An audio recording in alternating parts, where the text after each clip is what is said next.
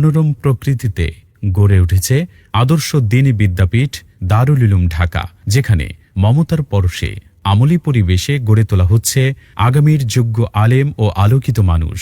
মুহাম্মাদুর রাসূলুল্লাহ ওয়াল্লাযীনা মা'আহু আশিদ্দাউ আলাল কুফফারি রুহামাউ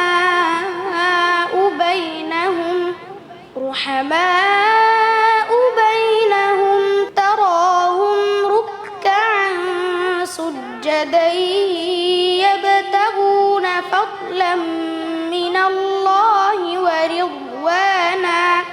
এর অন্যতম আকর্ষণ হল এর সুবিশাল ও মন মাতানো ক্যাম্পাস। মাদ্রাসায় প্রবেশ করলেই চোখে পড়ে সুবিশাল খোলা প্রাঙ্গণ, ফুলের বাগান, ছায়াঘেরা মাঠ এবং প্রশান্তিময় নিরিবিলি পরিবেশ। পুরো মাদ্রাসা এলাকা নিরাপত্তা প্রাচীর বেষ্টিত। শিক্ষার্থীদের নিরাপত্তা নিশ্চিত করতে গেটে রয়েছে সার্বক্ষণিক সিকিউরিটির ব্যবস্থা। দারুল উলুম ঢাকায় রয়েছে মক্তব বিভাগ, নাজেরা বিভাগ, হিফজ ও দাওরাই হাদিস পর্যন্ত কিতাব বিভাগ, অর্থাৎ এক ছাদের নিচে দ্বীনি শিক্ষার পূর্ণাঙ্গ ব্যবস্থা রয়েছে এখানে। দারুল উলুম ঢাকা পরিচালিত হচ্ছে দেশ বরেণ্য চিন্তাশীল ওলামায়ে কেরামের দিক নির্দেশনায় এবং দারুল উলুম দেওবন্দের নিসাব অনুসারে। বিশেষ করে শাইখুল হাদিস আল্লামা মুফতি মনসুরুল হক দামাত বারাকাতুহুম সহ মুহাদ্দিসিনে কেরাম এখানে দাওরাই হাদিস ও অন্যান্য বিভাগে দর্স প্রদান করেন। প্রবাসীরা এখানে তাদের সন্তানকে নিশ্চিন্তে যেন ভর্তি করতে পারে সে ব্যবস্থাও চালু রয়েছে। এডুম্যাক্স প্লাস মোবাইল অ্যাপের মাধ্যমে ভর্তি ফি প্রদান, হাজিরা, ফলাফল সহ শিক্ষার্থী ও মাদ্রাসার প্রয়োজনীয় সব তথ্য পাওয়া যায় এক ক্লিকেই। বছর জুড়ে পরিকল্পিত পাঠদানের জন্য শুরুতেই প্রদান করা হয় বার্ষিক ক্যালেন্ডার। শিক্ষার্থীদের নিয়মিত পরিবেশন করা হয় স্বাস্থ্যসম্মত খাবার। এছাড়া নিরবিচ্ছিন্ন বিদ্যুৎ নিশ্চিত করতে রয়েছে জেনারেটর সুবিধা। রয়েছে সমৃদ্ধ কুতুবখানা এবং আধুনিক কম্পিউটার ল্যাব। পড়াশোনার পাশাপাশি শরীয়তসম্মত খেলাধুলা ও শরীরচর্চার জন্য রয়েছে পর্যাপ্ত ব্যবস্থা। আর অসচ্ছল মেধাবী ছাত্রদের জন্য রয়েছে বিশেষ আর্থিক ছাড় ও সুযোগ সুবিধা। বিশেষ দ্রষ্টব্য, প্রবাসী এবং কর্মব্যস্ত অভিভাবকদের সন্তানদের সম্পূর্ণ দায়িত্ব গ্রহণ করে প্রতিষ্ঠানটিতে পড়াশোনার সুযোগ রয়েছে। তাকওয়া, মমতা এবং যুগোপযোগী শিক্ষার মিশেলে দারুল উলুম ঢাকা একটি আদর্শ মানুষ গড়ার দ্বীনি শিক্ষাঙ্গন। দারুল উলুম ঢাকা আপনার সন্তানকে অত্যন্ত দায়িত্বশীলতার সাথে কোরআন সুন্নায় দক্ষ, ইসলামের একজন মুখলিস খাদেম ও উম্মতের যোগ্য রাহবর হিসেবে গড়ে তোলার লক্ষ্যে বিরামহীনভাবে চেষ্টা চালিয়ে যাচ্ছে। তাই আপনি আস্থাশীল হয়ে আপনার কলিজার টুকরা সন্তানকে আমাদের হাতে তুলে দিতে পারেন, যে সন্তান হবে আখেরাতে আপনার পুঁজি। আমাদের সঙ্গে যোগাযোগের ঠিকানা মক্কিনগর, বান্দাখোলা, কালীগঞ্জ, গাজীপুর। ফোন 01719679586।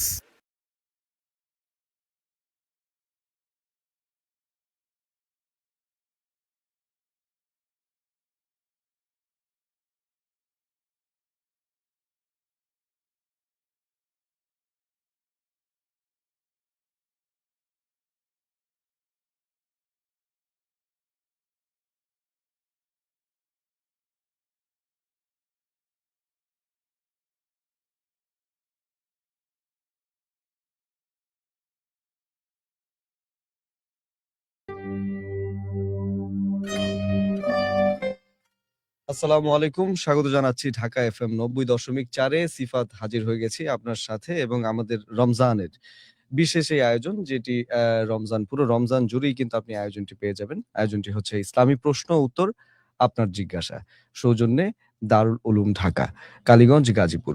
আমাদের সাথে আছেন মোহতরম মুফতি আব্দুল মজিদ। আমরা মোহতরমের কাছে চলে যাব, তবে তার আগে আমি আমার সকল সম্মানিত শ্রোতা এবং দর্শকদের উদ্দেশ্যে বলতে চাই, এই আয়োজনটি বেশি বেশি করে আপনি শেয়ার করে দিবেন। আপনার পেজ, প্রোফাইল, আপনার গ্রুপ, যেখানে বা আপনার আত্মীয় স্বজন যারা আছেন, বন্ধু বান্ধব, সবার সঙ্গে কিন্তু আপনি শেয়ার করতে পারেন। এতে আসলে সবাই খুব উপকৃত হবেন এবং যাদের প্রশ্ন আছে তারা খুব সহজেই প্রশ্নগুলো করতে পারবেন এবং একজনের প্রশ্নের মাধ্যমে কিন্তু বাকি অনেকজন সেই উত্তর দ্বারা উপকৃত হতে পারেন।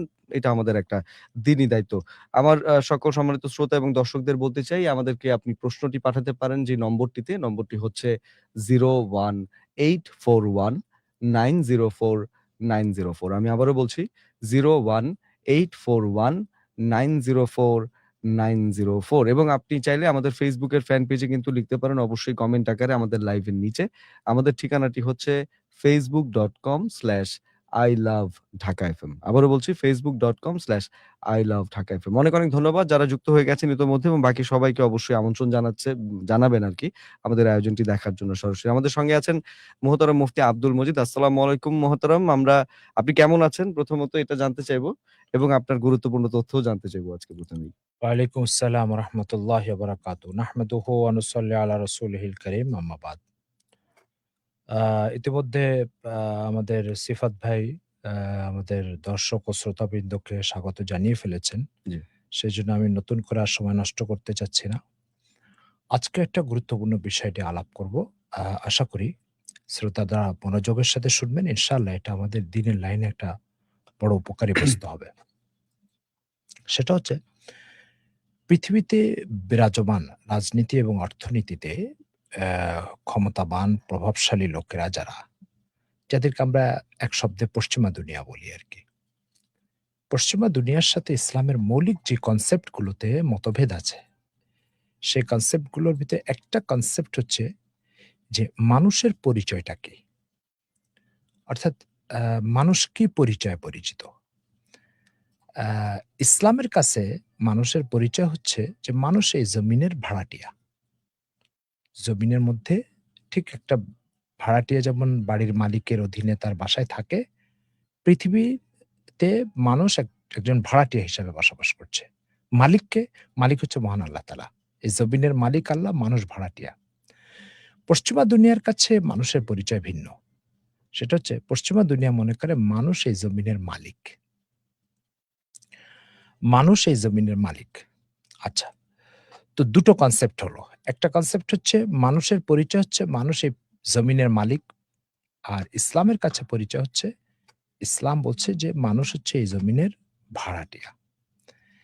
এই মতভেদটার ফলাফল মানে এই মতভেদটার ভিতরে কোনটা সঠিক কোনটা ভুল, বা আপনি যদি নিজেকে সারা জীবন এরকম একটা প্রতারণামূলক ধারণার মধ্যে নিয়ে বসবাস করেন যে আমি হচ্ছে এই জমিনের মালিক, তাহলে এটা প্রকাশ পাবে কবে?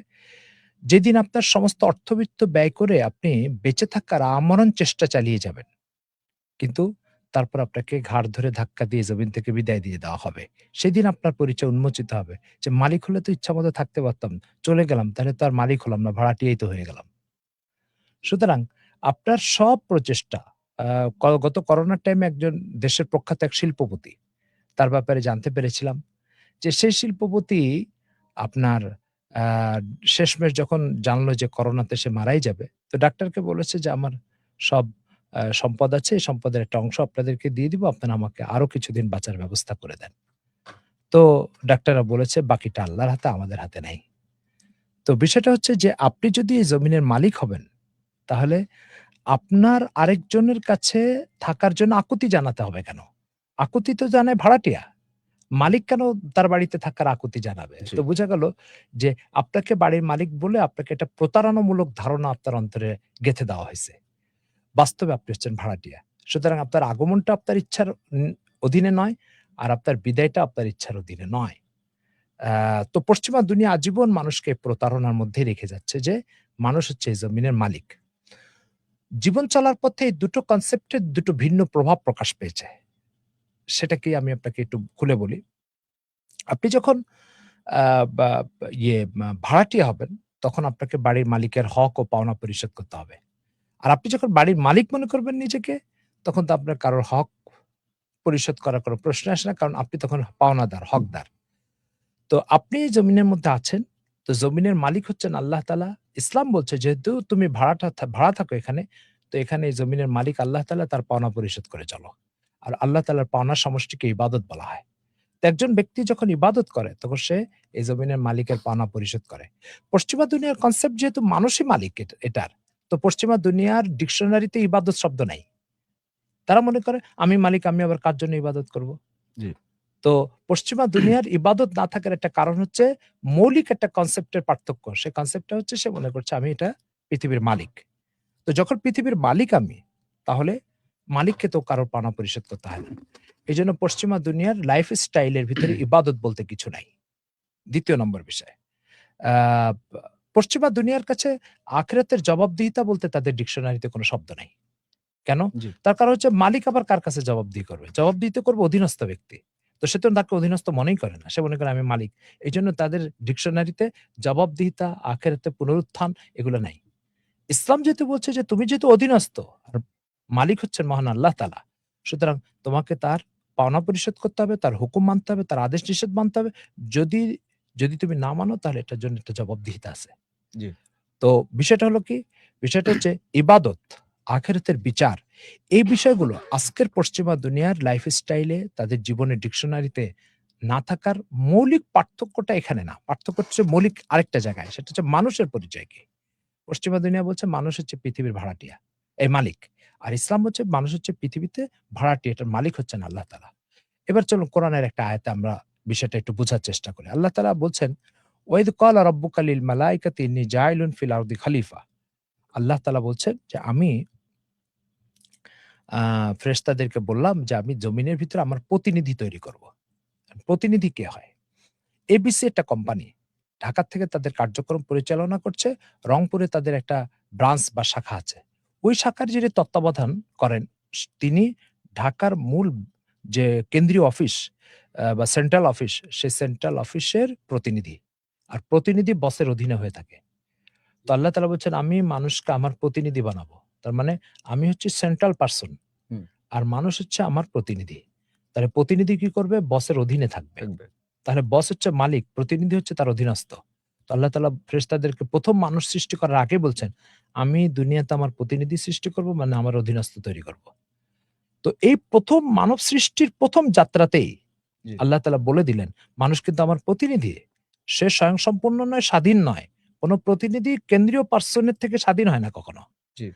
তো এটা হচ্ছে মূল কনসেপ্ট যেটা ইসলাম মানুষকে উপহার দেওয়ার চেষ্টা করছে। এবার চলেন আজকের দুনিয়াতে একটা আলোচিত ব্যক্তি মাইকেল জ্যাকসনের একটা বিষয় নিয়ে একটু কয়েক জি। মিনিট আলাপ করি। জি। মাইকেল জ্যাকসন ২০০৯ সালে ক্যালিফোর্নিয়ায় একটা গানের অনুষ্ঠানে স্টেজে গান করতে উঠেছে। তখন সে ওখানে আ হার্টে অ্যা বা দ হার্ট অ্যাটাক হয়েছে, তারপরে মারা গেছে।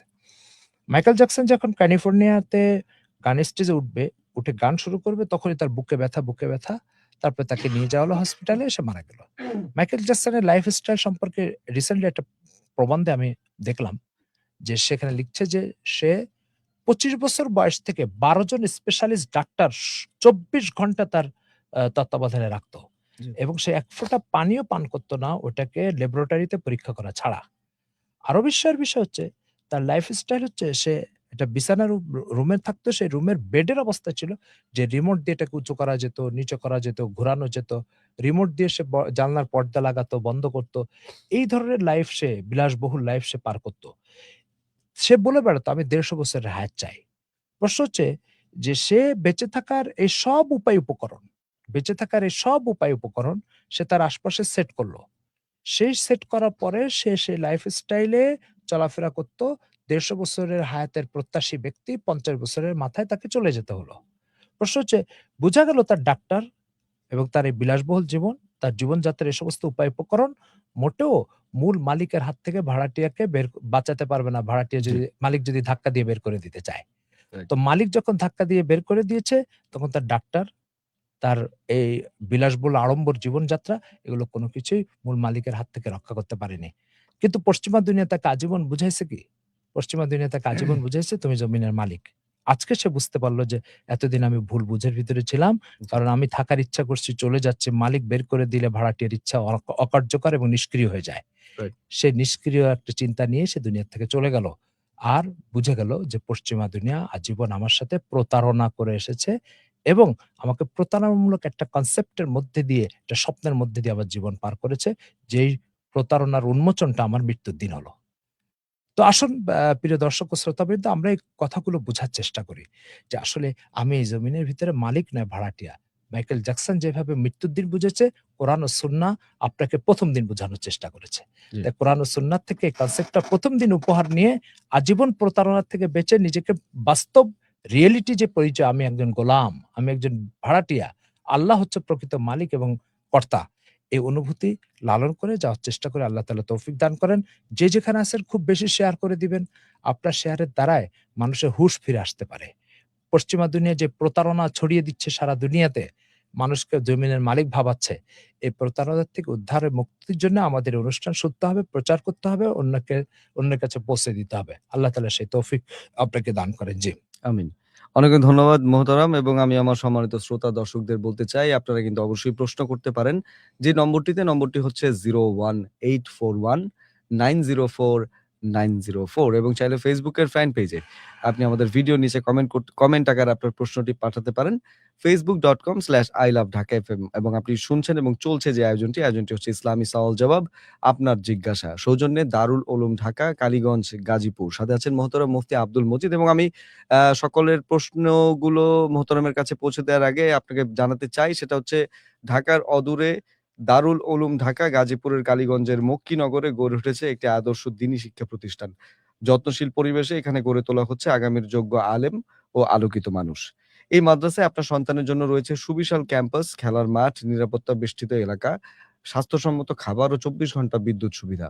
আছে কম্পিউটার ল্যাব ও শরীরচর্চার ব্যবস্থা। আর্থিকভাবে অসচ্ছল শিক্ষার্থীদের জন্য রয়েছে কিন্তু বিশেষ ছাড়। মক্তব থেকে দাওরায়ে হাদিস পর্যন্ত সব বিভাগ এক ছাদের নিচে, এবং দেশ বরেণ্য ওলামায়ে কেরামের তত্ত্বাবধানে এবং দারুল উলুম দেওবন্দের নিসাব অনুসারে কিন্তু এটি পরিচালিত হয়।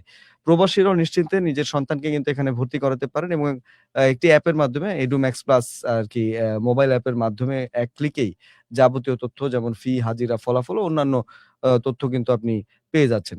দারুল উলুম ঢাকা আদর্শ মানুষ গড়ার একটি নির্ভরযোগ্য দ্বীনী শিক্ষাঙ্গন। আমরা আমাদের প্রশ্নে চলে যাই। আমাদের আ একজন দর্শক তিনি লিখেছিলেন গুনাহগার মুসাফির। তিনি হচ্ছেন বিভিন্ন নফল নামাজে যেমন তাহাজ্জুদ, ইশরাক, চাশত মানে চাশতে নামাজ, আচ্ছা আওয়াবিন এবং দুখুলুল মসজিদে এই নামাজগুলো কি কাজা নিয়তে পড়া যাবে? অথবা কাজা নামাজে থাকলে কি তাহাজ্জুদ নামাজে বাদ দিয়ে কাজা নামাজ পড়বো? এত পরিমাণ কাজা নামাজ জমে আছে যে তাহাজ্জুদ পড়বো নাকি কাজা নামাজ পড়বো বুঝে উঠতে পারছি না। এক্ষেত্রে আসলে করণীয় কি? এবং তার আরো একটু কথা ছিল যে আমি লম্বা সিজদায় মনোযোগ ধরে রাখতে পারি না, কিন্তু লম্বা দোয়াতে আমার মনোযোগ থাকে। তাহলে কি আল্লাহর হক আদায় হবে? জি, ১ম কথা হচ্ছে নামাজ সৃষ্টি হিসাবে আপনার উপর আল্লাহ তাআলার হক ও পাওনা। একটি সৃষ্টির পাওনা যদি আপনি পরিশোধ করতে বাধ্য থাকেন, তাহলে স্রষ্টার পাওনা আপনি কিভাবে অপরিশোধ রেখে তারই জমিনের উপরে জীবন পার করবেন? এইজন্য একজন মুসলমান বিভিন্ন ধরনের ঘাটতি অপূর্ণতা তার থাকতে পারে, কিন্তু নামাজের ঘাটতি অপূর্ণতা তার থাকতেই পারে না। তার কারণ হচ্ছে আপনি আপনার প্রতিটা মিনিট বেঁচে থাকার জন্য, আগামী ঘন্টাটা বেঁচে থাকার জন্য চারিদিকে যে সমস্ত উপায় উপকরণের মুখাপেক্ষী আপনি আলো, বাতাস, চন্দ্র, সূর্য, জমিন, আসমান, এই যে প্রতিটা বস্তুর আপনি মুখাপেক্ষী, এই মুখাপেক্ষীর জন্য যে নিয়ামতগুলো আপনার প্রয়োজন সেগুলো সরবরাহ করেছেন আল্লাহ তাআলা। আপনি কিভাবে তার পাওনা অপরিশোধ করে এখানে থাকবেন? সেজন্য ফরজ নামাজ একজন মুসলমানকে আদায় করতেই হবে, যেকোনো মূল্যে, যেকোনোভাবে। এটা হচ্ছে ১ম কথা। ফলে আপনি নামাজ আদায় করবেন। অতীতে যেটা ছুটে গেছে সেটা আপনাকেও কাজা পরিশোধ করতে হবে, এবং যেকোনো মূল্যে কত ওয়াক্ত আপনি আদায় করেননি তার একটা তালিকা ডায়েরিতে লিখে ফেলবেন। লিখে এখন থেকে আদায় করা শুরু করেন। আচ্ছা, এরপরে রয়ে গেল আপনি তাহাজ্জুদ পড়বেন। তাহাজ্জুদ ৪ রাকাত পড়বেন। পড়ার পরে আ তাহাজ্জুদ আল্লাহ রাসূল সাধারণত ৮ রাকাত পড়তেন। আপনি ৪ রাকাত পড়বেন। পড়ে বাকি টাইমটা আপনি কাজা নামাজ পড়বেন। সেজদার ভিতরে দোয়া, এটাও আপনি করতে পারেন নফল নামাজে। আর তবে সেটা আরবিতে হতে হবে। আর যদি আপনি আরবিতে দোয়া করতে না পারেন, তাহলে হাত উঠায় বাংলায় আপনি যত দোয়া ইচ্ছা করতে পারেন। কোনো বাধা নাই, সমস্যা নাই। আশা করি বুঝতে পেরেছেন। জি। ধন্যবাদ মোহতারাম। আমাদের সঙ্গে আছেন বায়েজিদ বুস্তামি। তিনি লিখেছেন, আসসালামু আলাইকুম, হযরত কেমন আছেন? জি, আলহামদুলিল্লাহ। আল্লাহ পাক ভালো রেখেছেন। আশা করি আপনিও ভালো আছেন। জি, তার প্রশ্নটা হচ্ছে, হযরত আমার একটা প্রশ্ন, যদি কোনো মিউজিক এমন হয় যার মধ্যে কোনো কথা বা শব্দ নেই, শুধু মাত্র প্রাকৃতিক সাউন্ড, তাহলে কি তা শোনা জায়েজ হবে? আ মিউজিক সাউন্ড, প্রাকৃতিক সাউন্ড যেটা আপনি বলছেন, সেই মিউজিক, প্রাকৃতিক সাউন্ড গুলো আসলে কি? এটা একটু পরিষ্কার হতে হবে। আ সেই সাউন্ডটা শুনলে বোঝা যাবে যে এটা আসলে সাউন্ড কিনা। এইভাবে আপনাকে ইন জেনারেলি কোনো কথা বলা একটু মুশকিল হবে। জি। ধন্যবাদ মোহতারাম। আমাদের সঙ্গে আছেন তার নামটা তিনি একটা আসলে কাল্পনিক নাম ব্যবহার করছেন। তার প্রশ্নটা আমি পড়ি। আমি ঋণগ্রস্ত হয়ে গেছি। এখন এটাতে একটু আমল একটু জানিয়ে দিন আরকি, যেটা দিয়ে তিনি এই ঋণ থেকে মুক্তি পেতে পারেন। রাসূলুল্লাহ সাল্লাল্লাহু আলাইহি ওয়াসাল্লাম এক ব্যক্তিকে মসজিদে নববীতে খুব আ পেরেশান অবস্থায় দেখলেন। দেখে তাকে বললেন যে, "তুমি এই দোয়াটা পড়ো। তাহলে তুমি এই পেরেশানি অর্থাৎ ঋণের বোঝা থেকে বেঁচে যাবে।" সেটা কি? সেটা ছিল হচ্ছে যে, "আল্লাহুম্মা কফিনি বিহালালিকা আন হারামিক ওয়াগনিনি বিফাজলিকা আম্মান সিওয়াক।" এই দোয়াটা আল্লাহ রাসূল সাল্লাল্লাহু আলাইহি ওয়াসাল্লাম তাকে পড়তে বলেছেন। কিছুদিন পর আবার যখন দেখা হয়েছে তখন রাসূল সাল্লাল্লাহু আলাইহি ওয়াসাল্লাম তাকে জিজ্ঞেস করলেন, "এখন তোমার কি অবস্থা?" তো সে বলল যে, "ইয়া রাসূলুল্লাহ, আলহামদুলিল্লাহ আল্লাহ তাআলা আমাকে ঋণ থেকে অব্যাহতি দিয়েছেন।"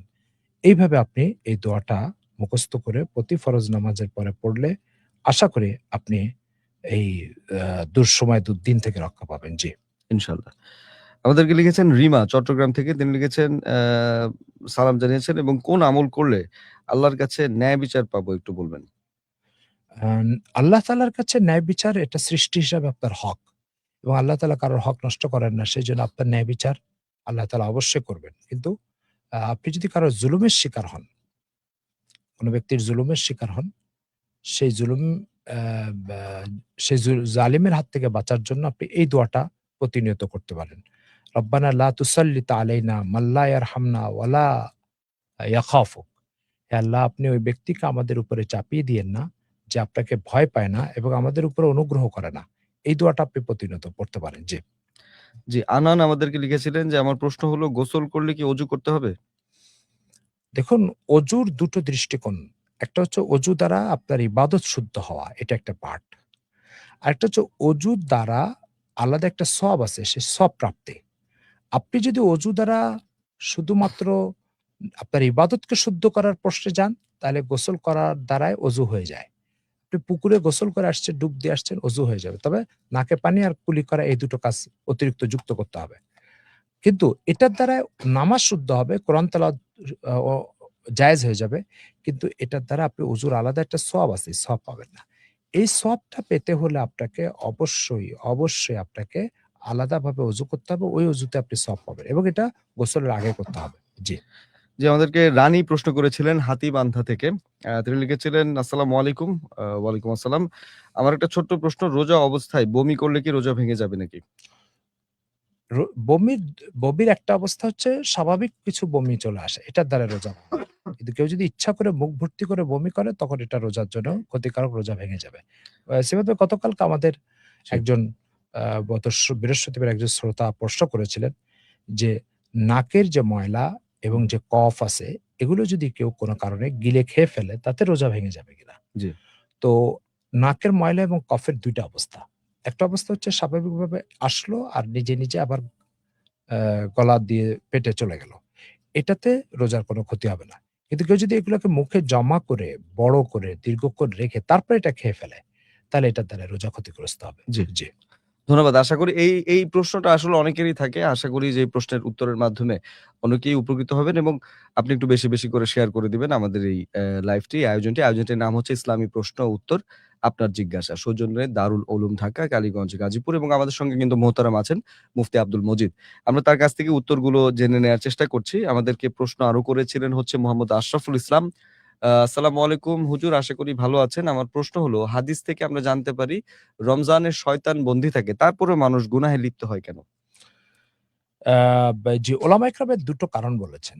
একটা কারণ হচ্ছে যে দেখেন আপনি মাথার উপরে আপনার ফ্যানটা ঘুরছে, তো বৈদ্যুতিক সংযুক্তি যেটা ওটা যদি ছিন্ন করে সুইচ বন্ধ করে দেন, তাহলে ওই ফ্যানটা কিছুক্ষণ ঘুরবে। তো এই ফ্যানটা কেন ঘুরছে? বলছে আগের যে ঘোড়া, ওই ঘোড়ার চাপটা হঠাৎ বন্ধ হয়ে যায় না। এটা কিছুক্ষণ চলে। গাড়ি আপনি ব্রেক করলেন, জায়গায় দাঁড়ায় যাবে না, কিছুক্ষণ চলবে। তো শয়তানকে তো বন্দী করা হয়, কিন্তু শয়তান যে প্রভাবটা অন্তরের উপর রেখে গেছে, সেটা কিন্তু বন্ধ হচ্ছে না। শয়তান বিদায় নিচ্ছে, শয়তানের প্রভাবটা বিদায় নিচ্ছে না। যেমন বিদ্যুৎ চলে গেছে, কিন্তু বিদ্যুতের প্রভাবটা রয়ে গেছে যে কারণে ফ্যান এখনো ঘুরছে। তো সেজন্য শয়তানের প্রভাবটা থেকে যাওয়ার কারণে আপনার আ ইয়ে আ মানুষ কিছু শয়তানি করে। আর শয়তান যে বন্ধ হয়ে যায় সেটা বোঝা যায়। শয়তান যে বন্দী আছে এটা বোঝা যায়। এই যে আপনি দেখেন অন্যান্য মাসে যত গুনাহ হয়, এই মাসে তত গুনাহ হয় না। তো সেই হিসাবে শয়তান বন্দী আছে বলা যায়। দ্বিতীয় আরেকটা কারণ সেটা হচ্ছে মানুষের গুনাহের উৎস ২ টা জায়গায়। একটা হচ্ছে শয়তান, একটা হচ্ছে কুপ্রবৃত্তি। যদিও শয়তান বন্দী থাকে কিন্তু কুপ্রবৃত্তি ঠিকই মানুষকে তাড়িত করে বেড়ায়। যেমন কথার কথা আপনি ভাবতে পারেন শয়তান ১ম যখন আল্লাহ তাআলা নাফরমানি করেছিল, আল্লাহ বলেছে, "ঠিক আছে তুমি আদমকে সেজদা দাও।" তো শয়তান বলছে, "না, আমি সেজদা দিব না।" আ এই যে শয়তানকে প্ররোচিত করেছে, তো তখন তো আর কোন শয়তান ছিল না। তাহলে ওই শয়তান কিভাবে প্ররোচিত হলো? আল্লাহর নাফরমানির উপর উৎসাহ বোধ করল। এটা করেছে তার কুপ্রবৃত্তির কারণে। তো প্রত্যেক মানুষের ভিতরে এরকম একটা কুপ্রবৃত্তি বিদ্যমান থাকে। সেই কুপ্রবৃত্তিও তাকে বিপদগামী করে এবং খোদার নাফরমানির দিকে নিয়ে যায়। তো হতে পারে আপনি রমজানে যাকে গুনাহের কাজে লিপ্ত দেখছেন, সেই গুনাহের কাজে লিপ্ত থাকার একটা কারণ হচ্ছে শয়তান তো বন্দী কিন্তু তার প্রভাব রয়ে গেছে, অথবা তার কুপ্রবৃত্তি থেকে সে গুনাহের প্রতি উৎসাহিত হচ্ছে। জি। ধন্যবাদ মোহতারাম। আমাদেরকে লিখেছিলেন আমিনুল ইসলাম হৃদয়, লিখেছেন হুজুর আমার নামাজে শুধু আজে-বাজে চিন্তা আসে। এখন কি করার আর কি আমল করা যায়? ১ম কথা হচ্ছে এটার জন্য আপনার সদিচ্ছা সবচেয়ে গুরুত্বপূর্ণ বিষয়। আপনার অনুশীলনটা হচ্ছে সবচেয়ে গুরুত্বপূর্ণ বিষয়। আপনি একটা কাজ করতে পারেন। এখন থেকে চিন্তা করবেন নামাজে মন যদি এদিক ওদিক চলে যায় তাহলে ৳৫০ সদকা করে দিব। এই চিন্তা থেকে যখন আপনি নামাজে দাঁড়াবেন, যে মন চলে যাবে নামাজের পরে ৳৫০ সদকা করে দিবেন। এরপরে দেখবেন মন কিছুটা ঠিক হয়ে আসছে। আবার মন চলে যাবে, তারপরে ৳৫০ সদকা করে দিবেন। তো পয়সার প্রতি একটা স্বভাবসুলভ মায়া ও মমতা থাকে। যখন আপনি দেখবেন পয়সা খরচ হচ্ছে আর মন ঠিক হলে আর পয়সা খরচ হবে না, তখন আপনি ঠিকই মনকে নামাজে ধরে রাখতে পারবেন পয়সা হেফাজতের চিন্তা থেকে। এই কৌশলটা অনেকের ক্ষেত্রে ফলপ্রসূ হয়েছে, আপনি করে দেখতে পারেন। জি। লিখেছেন আমাদেরকে আশরাফুল আরেকটা প্রশ্ন করেছিলেন যে হুজুর আ আচ্ছা কোরআন তেলাওয়াতে মনোযোগ বসার জন্য কয়েকটা উপায় বললে ভালো হতো। কোরআন তেলাওয়াতে মনোযোগ বসার সবচেয়ে বড় কথা হচ্ছে যে, যেকোনো আমলের ভিতরে মনোযোগী হওয়া, যত্নবান হওয়া জন্য ওই আমলের ফজিলতটা বাম ঘন, ঘন পড়ে দেখতে হয়। কোরআন তেলাওয়াত করবেন। কোরআন কেন তেলাওয়াত করবেন? এটার দ্বারা আল্লাহ আপনাকে কি দিবে? কোরআনের পরিচয়টা কি? কোরআন কেন আসছে? কোরআন আপনার জীবনে কি এনে দিতে পারে? এই বিষয়গুলো আপনি কোরআন থেকে কোরআনের ব্যাপারে জেনে নেন। জেনে নেওয়ার পরে কোরআন তেলাওয়াত করবেন, তাহলে আপনি যত্নশীল হবেন এবং আন্তরিক হবেন, মনোযোগী হবেন। কোরআন পড়ার ফজিলতের হাদিসগুলো আপনাকে অন্তত সপ্তাহে ১ বার ২ বার পড়ে দেখতে হবে। কোরআন তেলাওয়াত করলে আল্লাহ পাক আপনাকে কি দিবেন? এই কথাটা যখন আপনি পড়ে দেখবেন তখন দেখা যাবে যে আ কোরআন তেলাওয়াতের প্রতি আপনি যত্নবান হয়েছেন এবং আন্তরিক হয়েছেন। জি। ধন্যবাদ মোহতারাম। আমাদের সঙ্গে এসএমএসও আছেন অনেক বন্ধুরা। আর যারা এই আ মাত্র যুক্ত হয়েছেন তাদেরকে বলব আমি যে অবশ্যই 01841 904904 এই নম্বরটিতে কিন্তু আপনি প্রশ্ন পাঠাতে পারেন আমাদের কাছে। অথবা আমাদের ফেসবুকে লাইভের নিচে কিন্তু আপনি কমেন্ট আকারে আপনার প্রশ্নগুলো পাঠাতে পারেন। বেশি, বেশি করে লাইভটা শেয়ার করে দিবেন। আমাদের ফেসবুকের ঠিকানাটি হচ্ছে facebook.com/iloveDhakaFM। আচ্ছা আমাদের একজন বন্ধু লিখেছেন, আচ্ছা দোয়া চেয়েছেন তিনি। আসসালামু আলাইকুম উস্তাদ, আমি মুআল্লিমা দিচ্ছি, দোয়া করবেন। মুআল্লিম ট্রেনিং দিচ্ছেন মনে হয় আপনি। হ্যাঁ। আল্লাহ তাআলা আপনার ট্রেনিং কে সফল করেন। জি। আ আচ্ছা শাহান লিখেছেন, হুজুর দাঁড়িয়ে কিয়াম করা কি জায়েজ আছে? কিয়াম যদি আপনি মিলাদের মধ্যে যে কিয়াম করা হয় সেটার কথা বলেন, তো এটা আল্লাহ রাসূল ও তার সাহাবীদের থেকে প্রমাণিত না। আর ইসলামে কোন কাজ ইবাদত হিসেবে গণ্য হতে হলে তার এরকম প্রমাণ থাকতে হবে। তো যেহেতু এটা কোন প্রমাণ নাই আল্লাহ রাসূল থেকে, সাহাবায়ে কেরাম থেকে, তাহলে এটা ইবাদত হিসাবে ইসলামে চিহ্নিত হবে না। আশা করি বুঝতে পেরেছেন। জি। জি, গুনাহগার মুসাফির তিনি লিখেছেন, আমি কি আমার নানির সৎ ভাইয়ের বউয়ের সাথে দেখা করতে পারবো? এবং আমার স্ত্রী কি আমার নানির সেই ভাইয়ের সাথে দেখা করতে পারবে? আমার নানির ছোট ভাইয়ের বউ এবং ছোট ভাই দুজনই এখনো অনেক ইয়াং। আপনার নানির সৎ সৎ ভাই, ভাইয়ের বউর বউ। সাথে আপনি দেখা না। আপনি তো আপনার আপন ভাইয়ের বউর সাথেই দেখা করতে পারবেন না। তো নানির ভাইয়ের বউ তো প্রশ্নে আসে না। আবার সৎ ভাই। তো সেইজন্য আপনার নানির সৎ ভাইয়ের বউর সাথে আপনি দেখা করতে পারবেন না। অনুরূপভাবে আপনার স্ত্রী আপনার নানির ভাইয়ের সাথেও দেখা করতে পারবে না। পর্দা এখানে জরুরি। আশা করি বুঝতে পেরেছেন। জি। জি, খাদিমুল বাশার আছেন। আমার ছেলের বয়স ৮ মাস এবং সে টোটালি মায়ের বুকের দুধের উপরই নির্ভরশীল। তাই এখন আমার ওয়াইফ রোজা না রাখলে পরে আদায় করলে হবে কি? জানালে উপকৃত হব জি, ইনশাআল্লাহ। আল্লাহ রাসূল সাল্লাল্লাহু আলাইহি সাল্লাম বলেছেন, "ইন্নাল্লাহা ওয়াজা'a মিনাল হামিল ওয়াল মুরদি'a সিয়াম।" আল্লাহ তাআলা গর্ভবতী নারী ও দুগ্ধদানকারিণী নারীর থেকে রোজাকে স্থগিত করেছেন। সেজন্য রমজানের পরে কাজা করে দিবেন। এখন না রাখলেও চলবে। কিন্তু মনে রাখতে হবে যে আ বা ধারাবাহিকভাবে প্রত্যেকদিন রোজা বন্ধ না রেখে মাঝে, মাঝে রেখেও দিতে পারেন। কারণ ফরজ রোজার কোনো বিকল্প নাই। আরেকটা বিষয় হচ্ছে এটা যে ইসলাম হচ্ছে মানুষের সমস্যা বান্ধব দিন। অর্থাৎ কোন ব্যক্তি কোন সমস্যায় জর্জরিত, তারপরে ইসলাম তার কাঁধের উপরে কোন বিধান চাপিয়ে দিবে, ইসলাম এই কাজ করে না। আপনার সমস্যা আছে, তো ইসলাম আপনাকে সমস্যায় সহযোগিতা করবে, তার বিধানের ব্যাপারে শিথিলতা প্রদর্শন করবে। তবে মনে রাখতে হবে কোনটা সমস্যা হিসাবে গণ্য, কোনটা ওজর হিসাবে গণ্য, তার জন্য ইসলামের নীতিমালা আছে। সেই নীতিমালার আলোকেই সেটা গণ্য হতে হবে। সমস্যা আপনার আমার নির্ধারণের দ্বারাই নির্ধারিত হবে না। আশা করি বুঝতে পেরেছেন। সবাই শেয়ার করে দিবেন। দিনের এই কথাগুলো জানা অতীব প্রয়োজন আপনার এই কথার দ্বারা একজন মানুষের কানে দিনের সঠিক কথা পৌঁছলো, তার জীবন সংশোধন হলো। অসংখ্য দিন একটা ভুল মাসলার মধ্যে চলছিল, সেই মাসলা থেকে সে বেরিয়ে আসলো। আল্লাহ তাআলার আনুগত্য সঠিকভাবে করলো। গোটা বিষয়টা জ্ঞান চর্চা এবং ইলম চর্চার মতো। এটা ইবাদতের মতোই সওয়াব পাওয়া যায়। সেজন্য আপনার শেয়ারের দ্বারা আপনি সওয়াব পেয়ে যাবেন। জি। ইনশাল্লাহ। আমি আমার সম্মানিত সকল শ্রোতা এবং দর্শকদের উদ্দেশ্যে বলতে চাই, ঢাকার অদূরে দারুল উলুম ঢাকা, গাজীপুরের কালীগঞ্জের মক্কিনগরে কিন্তু গড়ে উঠেছে একটি আদর্শ দ্বীনী শিক্ষা প্রতিষ্ঠান। যত্নশীল পরিবেশে এখানে গড়ে তোলা হচ্ছে আগামীর যোগ্য আলেম ও আলোকিত মানুষ। এই মাদ্রাসায় আপনার সন্তানের জন্য রয়েছে সুবিশাল ক্যাম্পাস, খেলার মাঠ, নিরাপত্তা বেষ্টিত এলাকা, স্বাস্থ্যসম্মত খাবার ও ২৪ ঘন্টা বিদ্যুৎ সুবিধা। আছে কম্পিউটার ল্যাব ও শরীরচর্চার ব্যবস্থা। আর্থিকভাবে অসচ্ছল যারা আছেন তাদের জন্য কিন্তু রয়েছে বিশেষ ছাড়। মক্তব থেকে দাওরায়ে হাদিস পর্যন্ত সব বিভাগ এক ছাদের নিচে। দেশবরেণ্য ওলামায়ে কেরামের তত্ত্বাবধান এবং দারুল উলুম দেওবন্দের নিসাব অনুসারে পরিচালিত হয়। প্রবাসীরাও নিশ্চিন্তে আপনার সন্তানকে এখানে ভর্তি করাতে পারেন এবং এডুম্যাক্স প্লাস মোবাইল অ্যাপের মাধ্যমে কিন্তু এক ক্লিকেই যাবতীয় তথ্য আপনি পেয়ে যেতে পারেন, আপনি যেখানেই থাকেন না কেন। দারুল উলুম ঢাকা আদর্শ মানুষ গড়ার একটি নির্ভরযোগ্য দ্বীনী শিক্ষাঙ্গন এবং আমাদের এই আয়োজনটির সৌজন্যও কিন্তু তারা আছেন, দারুল উলুম ঢাকা। আয়োজনটির নাম হচ্ছে ইসলামী প্রশ্ন উত্তর আপনার জিজ্ঞাসা। আমাদের সঙ্গে আছেন মোহতারাম আব্দুল মজিদ। আমরা তার কাছ থেকে উত্তরগুলো জানার চেষ্টা করছি। আরিফ ইসলাম আছেন আমাদের সঙ্গে। হুজুর, জাকাত বিষয়ে একটা প্রশ্ন। ব্যাংক থেকে ব্যবসার উদ্দেশ্যে লোন নিলে তাতে জাকাত আসবে কিনা? দলিল সহকারে বললে ভালো হয়। দেখুন, লোন অনেক প্রকার আছে। কিছু লোন আছে যে একজন ব্যক্তি তার জীবনের অপরিহার্য প্রয়োজন মিটানোর জন্য লোন নিয়েছে। অ্যা সেই লোনের উপরে যাকাত তো আসবেই না, উপরন্তু সেই লোনের টাকা যাকাতযোগ্য পয়সার থেকে মাইনাস হবে। দ্বিতীয় যে বিষয়টা সেটা হচ্ছে শিল্পোদ্যোক্তাদের লোন। শিল্পোদ্যোক্তা যারা বড়, বড় ইন্ডাস্ট্রি ফ্যাক্টরি করার জন্য হাজার কোটি টাকা লোন নিয়ে থাকে। এই যে হাজার কোটি টাকা লোন নিয়ে থাকে, এই লোনগুলো তার আ যাকাতযোগ্য পণ্য থেকে মাইনাস যাবে না। তবে আগামী ১ বছরে যতটুকু সে পরিশোধ করবে, কথার কথা, সে ৳১০০ কোটি লোন নিয়েছে, ১ বছরে তাকে ৳১০ কোটি পরিশোধ করতে হবে। এই ৳১০ কোটি যাকাতযোগ্য সম্পদ থেকে মাইনাস যাবে। আশা করি বুঝতে পেরেছেন। জি। এমডি আমিন এন তিনি লিখেছেন, হুজুর পূর্বের সমস্ত গুনাহ মাফ হওয়ার জন্য কি আমল করতে পারি বা কি করব একটু বিস্তারিত বলবেন। হাদিস শরীফে আসছে, আল্লাহ রাসূল বলেছেন, "আত-তাইবু মিনায-যামবি কামান লা যামবা লাহু।"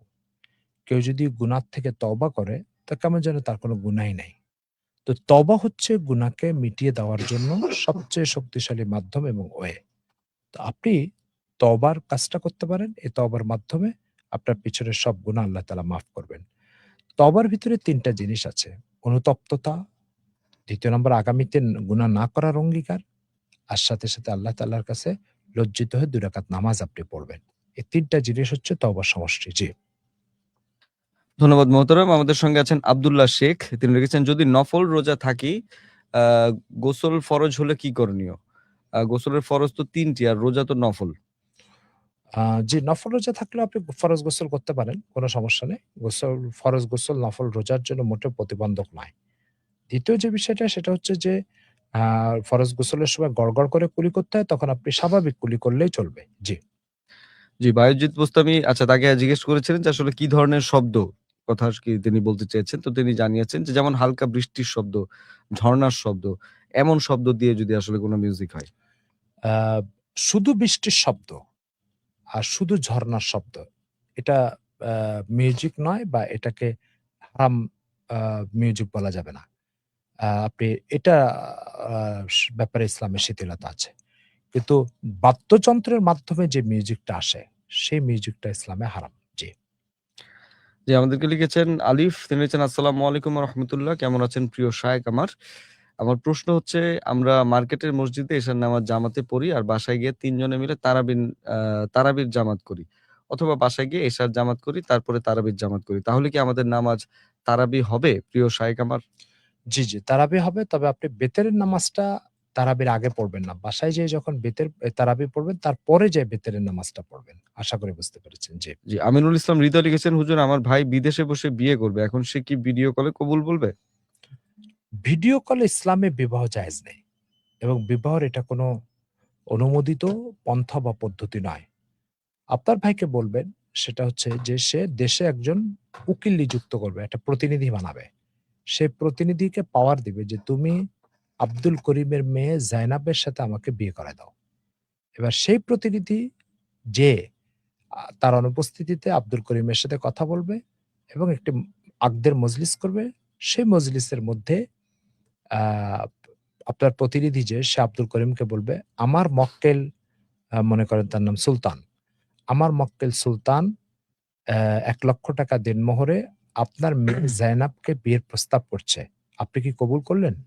তো আব্দুল করিম যদি বলে, "হ্যাঁ, আমি কবুল করলাম," তাহলে এই বিয়ে হয়ে যাবে। এটা হচ্ছে অনুপস্থিত ব্যক্তির পক্ষ থেকে বিবাহর সিস্টেম। আমাদের সমাজে ভিডিও কলে বিদেশ থেকে যে বিয়ের সিস্টেম আছে, এটা শরীয়ত সম্মত নয়। শরীয়তে বিবাহ অনুমোদনের মৌলিক কিছু রুল এখানে লঙ্ঘন করা হয়। এজন্য এটা অনুমতি হবে শরীয়তে নাই। জি। জি, আমাদেরকে আরাফাত লিখেছিলেন যে Facebook ইউজ করা মানে করে Facebook এ ফটো পোস্ট করা এগুলো হারাম না জায়েজ? আমাদের সমাজে এই আধুনিক এই তথ্য প্রযুক্তির কারণে ছবির ব্যাপারে মানে অকল্পনীয় শিথিলতা আসছে। অকল্পনীয় শিথিলতা মানে আপনি ছবি কেন পোস্ট করবেন? কি জন্য করবেন? কি উদ্দেশ্যে করবেন? খেলাধুলা তামাশা করার জন্য, আড্ডা দেওয়ার জন্য, এই কাজগুলোর জন্য আমাদের ছবি Facebook এ দেওয়া এটা শরীয়ত সম্মত নয়। হ্যাঁ, আপনি কোনো ইসলামের উপর আক্রমণ হচ্ছে তার জবাব দিচ্ছেন। অথবা ইসলাম নিয়ে কেউ বিভ্রান্তি সৃষ্টি করছে তার জবাব দিচ্ছেন Facebook এ। এগুলো তো অনুমোদিত। কিন্তু খেলতামাশা করার জন্য যে ছবিগুলো তোলা হয় এগুলো শরীয়তে অনুমোদিত নয়, জায়েজ নয়। জি। ধন্যবাদ মোহতারাম। আমাদেরকে সালিহুর আচ্ছা সালিহুর একটা প্রশ্ন করেছিলেন কিন্তু বলেছেন যে আগের টেক্সটে প্রশ্ন আছে। কিন্তু দুঃখিত সালিহুর আপনার আগের টেক্সট আমি এরকম পাইনি। আপনি একটু কষ্ট করে আবার আপনার প্রশ্নটা আমাদেরকে পাঠিয়ে দিবেন। এবং যারা প্রশ্ন করতে চাচ্ছেন এসএমএস WhatsApp এর মাধ্যমে তারা কিন্তু এই নম্বরটিতে এসএমএস করতে পারেন 01841904904 এখানে আমরা পেয়ে যাব আপনার প্রশ্নগুলো যদি আপনি এখানে আমাদেরকে এসএমএস বা WhatsApp এর মাধ্যমে জানান। আর আমাদের লাইভটা বেশি, বেশি করে শেয়ার করে দিবেন। হুজুর সালাম, যদি রমজান মাসে আচ্ছা মাসিক হয়ে যায় কতদিন পর কোরআন পড়তে পারবো? রিমা চট্টগ্রাম থেকে জানতে চেয়েছেন। জি, আপনার পিরিয়ডের টাইম যে কয়দিন, সে কয়দিন শেষ হয়ে যাওয়ার পরে আপনি কোরআন শরীফ পড়তে পারবেন। কোন সমস্যা নেই। জি। জি, আরো আছেন আমাদের সঙ্গে আমিনুল ইসলাম হৃদয়। না হৃদয়টা আমরা পড়েছি। বায়েজিদ বোস্তামি আ আচ্ছা আরো তিনি এড করেছেন যে যদি কোন মিউজিক এমন হয় যার মধ্যে কোন কথা বা শব্দ নেই শুধুমাত্র প্রাকৃতিক সাউন্ড তাহলে কি শোনা জায়েজ হবে? যেমন ঝর্ণার শব্দ, বৃষ্টির শব্দ, রাতের বেলা বিভিন্ন পাখি ডাকার শব্দ। তো সেটা নিয়ে তো আমরা কিছুক্ষণ আগে বললাম। হ্যাঁ, সেটাই মাত্র বলে ফেলেছি। কিন্তু পাখির শব্দ তারপরে এগুলো যন্ত্র দিয়ে তৈরি করলে হবে না। এগুলো প্রকৃতির যে শব্দটা সেটাই থাকতে হবে। জি। জি, আয়েশা আহমেদ তিনি লিখেছেন, "আসসালামু আলাইকুম হুজুর কেমন আছেন আপনি? হুজুর যদি কোনো মায়ের ২ টি সন্তান থাকে কিন্তু তার এক সন্তানের উপর জুলুম করে এবং হক নষ্ট করে তাহলে কি মায়ের গুনাহ হবে বা কেমন গুনাহ হবে?" নিঃসন্দেহে জুলুম জিনিসটার ব্যাপারে আল্লাহ পাক বলছে, "ইন্নাল্লাহা হাররামা যুলমা আলা খালকি।" আল্লাহ তাআলা তার বান্দার সৃষ্টির জন্য জুলুমকে হারাম করেছেন। জুলুম এটা ইসলামে কখনোই অনুমোদন পেতে পারে না। কারণ ইসলাম জুলুমকে খতম করার জন্যই দুনিয়াতে আসছে। তো যেদিন জুলুমের সমাপ্তির জন্য আসছে সেই দিন কখনো জুলুমকে প্রমোট করতে পারে না। রয়ে গেল মা এক সন্তানের উপরে জুলুম করেছে, তো এটা তো আরো গর্হিত। তার কারণ হচ্ছে রক্তের সম্পর্কের উপরে জুলুম, নিজের গর্ভের সন্তানের উপরে জুলুম, এটা আরো বেশি গুনাহের কারণ। এরপরে যে বিষয়টা সেটা হচ্ছে রাসূল সাল্লাল্লাহু আলাইহি ওয়াসাল্লামের কাছে হযরত নোমান ইবনে বাশীর রাদিয়াল্লাহু তাআলা হাদিস সুনানে তিরমিজিতে আসছে। যে রাসূল সাল্লাল্লাহু আলাইহি ওয়াসাল্লামের কাছে এক ব্যক্তি এসে বলছে, ইয়া রাসূলুল্লাহ আপনি সাক্ষী থাকেন আমার এই ছেলেকে আমি এই গোলামটা উপহার দিলাম। আল্লাহ রাসূল জিজ্ঞাসা করলেন, "তুমি কি তোমার সব সন্তানাদিকে এরকম গোলাম উপহার দিয়েছো?" সে বলছে, "না ইয়া রাসূলুল্লাহ আমি সব সন্তানকে দিই নাই।" সাথে, সাথে আল্লাহ রাসূল বলেছেন, "আমি জুলুমের কাজে সাক্ষী হই না।" তার মানে এক সন্তানকে দেওয়া আরেক সন্তানকে না দেওয়া এটাকে আল্লাহ রাসূল জুলুম বলছেন। আর জুলুম বলার কারণে আল্লাহ রাসূল সাল্লাল্লাহু আলাইহি ওয়াসাল্লাম জুলুমের কাজে সাক্ষী হন না। প্রিয় দর্শক ও শ্রোতাবৃন্দ, যে মা-বাবা সন্তানের উপরে ইনসাফ প্রতিষ্ঠার দায়িত্ব নিয়ে পিতৃত্বর পরিচয়ে পরিচিত, সেই বাবা-মাই যদি জুলুম করে তো দুনিয়াতে ইনসাফ কার থেকে প্রতিষ্ঠিত হবে? এজন্য সন্তানের উপরে জুলুম করার কোনো সুযোগ নেই। আমাদের সমাজে অসংখ্য সন্তানাদি এমন আছে, মা-বাবার খেদমত করে যাতে করে একটু সম্পদ বেশি দিয়ে যায়, অতিরিক্ত কোনো সুযোগ সুবিধা দিয়ে যায়। আর বাবা-মাও এই কাজ করে যায়। সন্তান বাবা-মার খেদমত করেছে তার জন্য সে আল্লাহর কাছে প্রতিদান পাবে। আপনি এক সন্তানকে বঞ্চিত করে আরেক সন্তানকে সম্পদ বেশি দিয়ে যাওয়ার কোনো অনুমতি ইসলামী শরীয়তে নাই। জি। জি, আমিনুল ইসলাম হৃদয় লিখেছেন, হুজুর ফরজ গোসল যদি অজু না করে গোসলের ফরজ আদায় করি হবে না? জি, অজু না করে শুধু গোসলের ফরজগুলো আদায় জি। করুন। হ্যাঁ, গোসল হয়ে যাবে। তবে সুন্নত পন্থা হলো না আরকি। জি। জি, আমাদেরকে আরো লিখেছিলেন আব্দুল্লাহ শেখ। আ আচ্ছা, আব্দুল্লাহ শেখ লিখেছিলেন, যদি নফল রোজা থাকি, গোসল ফরজ হলে কি করণীয়? এক্ষেত্রে গড়গড়ি দেওয়ার ক্ষেত্রে কি আ করব? গড়গড়ি দেয়া তো ফরজ আর রোজা তো নফল। আচ্ছা, আমরা এটাই কিন্তু কিছুক্ষণ আগে আমরা পেয়েছিলাম। তিনি কয়েকবার এখন একটু বলেছি যে রোজা নফল রোজা হোক আর ফরজ রোজা হোক, গোসল ফরজ আপনি আদায় করতে পারবেন কিন্তু গড় করে কুলি করতে পারবেন না। জি। জি। আনোয়ার ইসলাম সাব্বির লিখেছেন, সমস্যায় পড়ে নিরুপায় হয়ে সুদে টাকা নেয়। এ অবস্থায় ইসলাম কি বলে? বিষয়টা হচ্ছে যে আপনি এটাকে সমস্যা মনে করলেন কিন্তু আল্লাহর সাথে যুদ্ধ ঘোষণা করা, সুদী লেনদেনকারী আল্লাহর সাথে যুদ্ধ ঘোষণা করে এটাকে সমস্যা মনে করলেন না। এটা একটা বড় আ ইমানের লাইনে ঘাটতি। কোরআন মজিদে সূরা বাকারার ভিতরে আল্লাহ তাআলা বলছেন যে, ফাইন লাম তাফআলু ফাআযানু বিহারবিম মিনাল্লাহি ওয়া রাসূলিহি। যদি তোমরা সুদ পরিত্যাগ না করো তাহলে আল্লাহ ও তার রাসূলের সাথে যুদ্ধের ঘোষণা দাও। প্রশ্ন হচ্ছে আপনি আপনার প্রয়োজনটাকে প্রয়োজন মনে করলেন, সমস্যা মনে করলেন। কিন্তু আল্লাহ তাআলা ও তার রাসূলের সাথে যুদ্ধের ঘোষণা এটাকে আপনি কোন সমস্যা মনে করলেন না। এটা ইমানের লাইনে একটা পদস্খলন। সেইজন্য রাসূল সাল্লাল্লাহু আলাইহি ওয়াসাল্লামের এই কথাটা আপনি স্মরণ করতে পারেন। যে ব্যক্তি সুদী লেনদেন করে সে ৭০ টা গুনাহ আছে। তার ভিতরে সবচেয়ে ছোট গুনাহ হচ্ছে নিজের মায়ের সাথে ব্যভিচারে লিপ্ত হওয়া। আইয়ান কার রাজুল উম্মাহু সুনান ইবনে মাজাতে আছে। সুতরাং সুদী লেনদেন বা সুদী কাজ আপনি করতেই পারেন না। এটা কোন ঈমানদারের জন্য মোটেও উপযোগী না। আশা করি বুঝতে পেরেছেন। জি। জি, আমিরুল ইসলাম লুকমান তিনি লিখেছেন, হুজুর আপনি হয়তো জানেন অ্যাপস্টেইন ফাইল নামে আমেরিকার একটি যৌন কেলেঙ্কারির প্রকাশ হয়েছে। বড়, বড় রথী মহারথীরা এর সাথে জড়িত। যৌনতা বিষয়ে পশ্চিমাদের সভ্যতার নোংরামির বিপরীতে ইসলামের সৌন্দর্য সম্পর্কে কিছু বলবেন আশা করি। প্রথম কথা হচ্ছে অ্যাপস্টাইনের যে যৌন কেলেঙ্কারির খবরটা সারা বিশ্বে আ শান্তিপ্রিয় এবং নৈতিকতার অধিকারী মানুষকে একটা ঝাঁকুনি দিয়ে চলে গেল। এ ব্যাপারে প্রথম কথা হচ্ছে দিন শেষে সৃষ্টির জন্য আল্লাহর পাঠানো দিনই নিরাপদ। আল্লাহর পাঠানো দিনের বাইরে সৃষ্টির জন্য কোনো নিরাপদ নাই, নিরাপত্তা নাই। এটা একটা বিষয়। ২ নম্বর যে বিষয়টা সেটা হচ্ছে আখিরাতের চেতনা বহির্ভূত একটা সমাজ কত জঘন্য হতে পারে, কত পশু প্রবৃত্তি দ্বারা তাড়িত হতে পারে।